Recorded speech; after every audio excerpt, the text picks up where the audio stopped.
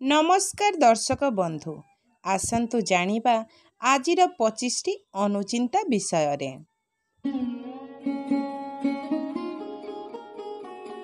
एक जदि मुहरे व्रण बा कला दाग होइथाए ताहेले डालचिनी गुंड महू मिसाई किछि दिन लगाइले ताहा दूर होइथाए।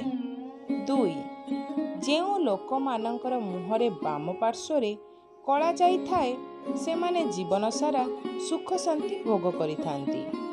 3 सप्ताह को थरटिए मिश्रीयुक्त खीरी निश्चय खांतु।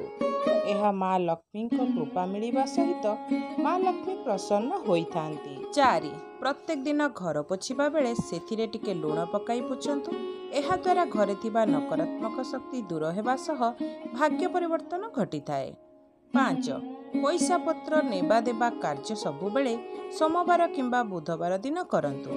एहा द्वारा शुभ एवं मंगलकारी होइथाए, सफलता मध्य प्राप्त होइथाए।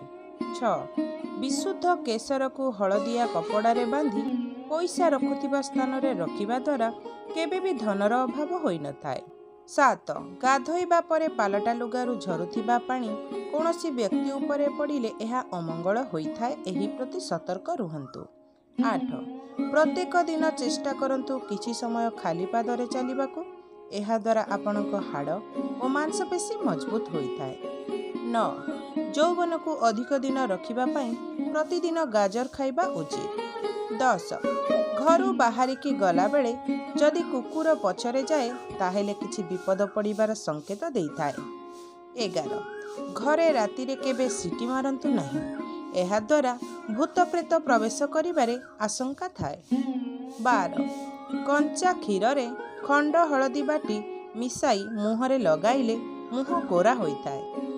13 पुराना कैलेंडर केबे भी घरे रखंतु नहीं, एहा द्वारा बहुत अशुभ एवं पुराना कथा मुंड को घारी थाए। 14 रांधी सारिबा परे सबुथिरु मिसाई अग्नि को दियंतु, एहा द्वारा वास्तुदोष कटि थाए।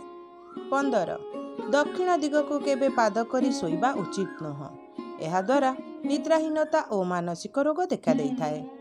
16 पिला माने सोइबा समय रे बिछना रे परिश्रा करुथिले किछि दिन सोइबा पूर्वरु 1 चमच महू खुआइले ताहा दूर होइथाए। 17 राति रे जदि निद न हेउथाए ताहेले 99 ठारू 1 पर्यंत ओलटा मने मने गणंतु, देखिबे निद जल्दी हेइजिबो। 18 सकाळर सूर्य किरण अधिक मात्रा रे आपणक देहरे पड़िले मानसिक अवसाद दूर होइथाए एवं कार्यदक्षता बढ़िथाए। 19 अधिक धूम्रपान करिबा द्वारा शरीर रे रक्त संचालन बाधा प्राप्त होइथाए एवं यौन शक्ति ह्रास होइथाए। 20 खाद्य खाई सारिबा परे आपण निहाती टिके गुड़ किंबा टिके पान मधुरी सेवन करंतु, एहा द्वारा आपणक पाचन क्रिया ठीक भावे होइथाए। 21 सकाळु खाली पेटरे केबे भी चा कॉफी औषध एवं मद्यपान करंतु नहीं, एहा आपणक शरीर को क्षति पहुंचाई थाए। 22 ठिया होई कोनोसी जिनिस खांतु नहीं, एहा द्वारा पेट एवं हार्ट रोग होइथाए। 23 पियाज को काटी घरे जळुथिबा बॉल रे बांधिले मशा और झिटिपिटी बाहरी जाती। 24 स्तनर आकृति वृद्धि करिबा पई प्रतिदिन फ्लैक्सीड मेथी दाना आदि खाइबा उचित एवं ता सहित स्तन मसाज और व्यायाम करिबा निहाती जरूरी। एमिति आपण 3 मास पर्यंत करंतु, प्रभाव आपण निजे जानि परिबे। 25 प्रतिदिन दही सेवन और निज मनपसंदर गीत शुणंतु, डिप्रेशन रु मुक्ति मिली थाए। दर्शक बंधु आपण को यह वीडियो किपरि लागिला निहाती कमेंट माध्यम रे जणांतु। वीडियो को लाइक एवं चैनल को सब्सक्राइब करने पई जमारू भूलंतु नहीं एवं सांग मानक सहित निश्चय शेयर कर दियंतु।